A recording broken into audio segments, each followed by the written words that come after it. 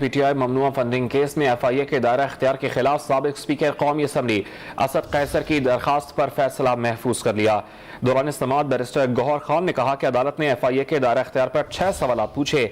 Election commission of Pakistan ने FIA को inquiry का नहीं कहा, जिस पर एडिशनल अटॉर्नी जनरल ने कहा कि कैबिनेट के फैसले के बाद एफआईए ने इंक्वायरी का आगाज किया। तहरीक इंसाफ के गैर तस्लीम शुदा अकाउंट्स की इंक्वायरी जरूरी है। आमिर जावेद जो कि एडिशनल अटॉर्नी जनरल हैं, उनकी जानिब से यह बयान दिया गया। पेशावर हाई कोर्ट ने पीटीआई ममनुआ फंडिंग केस में एफआईए के दायरा इख्तियार के खिलाफ साबिक स्पीकर कौमी असम्बली की दरखास्त पर फैसला महफूज कर दिया है। सिराजुद्दीन से बात करेंगे। सिराज, फैसला कब तक सुनाए जाने का इम्कान है?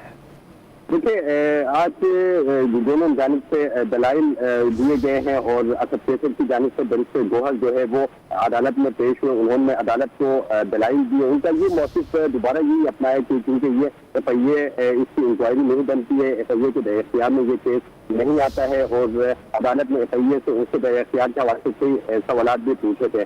तो इसके दायरे इख्तियार के हवाले से उन्होंने अपने दलाइल दिए, जबकि एडिशनल अटॉर्नी जनरल जो है वो एफआईए की जानिब से पेश हुए। उन्होंने ये मौक़िफ़ अपनाया क्योंकि कैबिनेट डिसीजन है, कैबिनेट डिसीजन के ऊपर इसके मुतालिक फैसला जल्द सुनाया जाएगा। सिराज, आपका बहुत शुक्रिया।